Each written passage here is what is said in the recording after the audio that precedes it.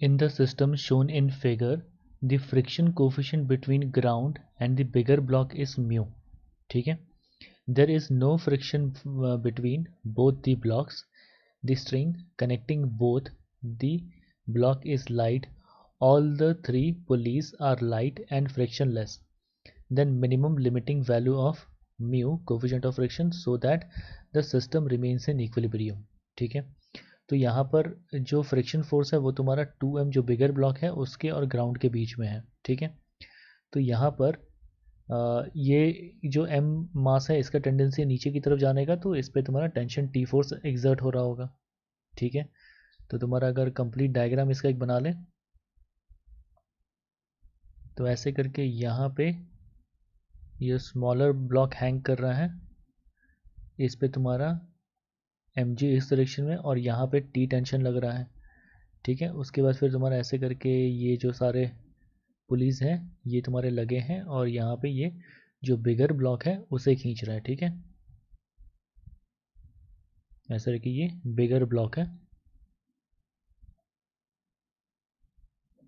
ये बिगर ब्लॉक को यहाँ पे इस बेसिकली यहाँ पे इस पूरे स्ट्रिंग में तुम्हारा T टेंशन फोर्स लग रहा है. ठीक है. तो यहाँ पे T और यहाँ पे T, तो इन फोर्सेस के वजह से बिगर ब्लॉक का टेंडेंसी होगा इस डायरेक्शन में जाने का. पर यहाँ पे चूंकि coefficient of friction between bigger block and ground is mu, तो यहाँ पे इस डायरेक्शन में फ्रिक्शन फोर्स लग रहा है. तो बिगर ब्लॉक के पॉइंट ऑफ व्यू से पहले देखें, और यहाँ पे ऐसा के टी टेंशन ये लग रहा है. तो बिगर ब्लॉक के लिए देखें तो यहाँ पे तुम्हारा ऐसा के देखो ये तुम्हारा 2m मास है. ठीक है. यहाँ पे नीचे की तरफ इसका खुद का वेट काम कर रहा है 2mg, प्लस देखो नीचे की तरफ में ये टेंशन फोर्स जो है ये भी तुम्हारा ब्लॉक पे इस डायरेक्शन में लग रहा है. तो यहाँ पे 2mg प्लस t. ठीक है. हॉरिजॉन्टल डायरेक्शन में इस डायरेक्शन में देखो कितना फोर्स लग रहा है 2t. ठीक है. और तुम्हारा फ्रिक्शन तुम्हारा क्या लग रहा है इस डायरेक्शन में तुम्हारा f. ठीक है. और जो स्मॉलर ब्लॉक है m मास का, इस पे तुम्हारा कौन कौन सा फोर्स लग रहा है, जो स्मॉलर ब्लॉक है m मास का, इस पे नीचे की तरफ वेट काम कर रहा है mg और ऊपर की तरफ सिंपली टेंशन फोर्स काम कर रहा है t.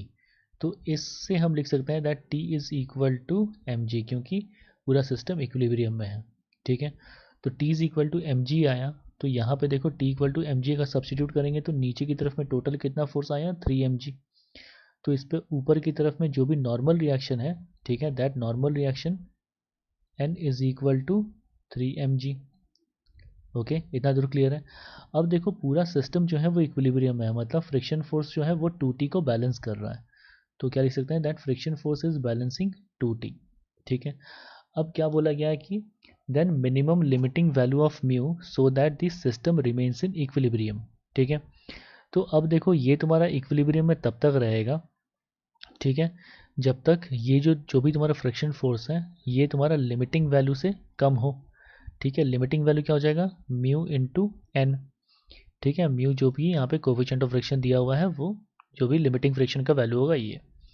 तो f का वैल्यू यहाँ पे कितना आया था 2t, that should be less than equal to, ये तुम्हारा क्या रिप्रेजेंट करता है लिमिटिंग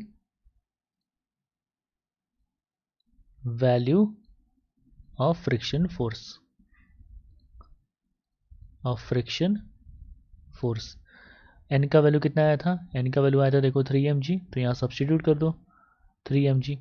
t का वैल्यू कितना आया था, t का वैल्यू देखो आया था mg, तो 2 into m g should be less than equal to 3 into m g और एम जी कैंसिल. ठीक है. अच्छा यहाँ पे देखो म्यू भी था ना, तो इंटू म्यू, तो इंटू म्यू, तो म्यू का जो वैल्यू है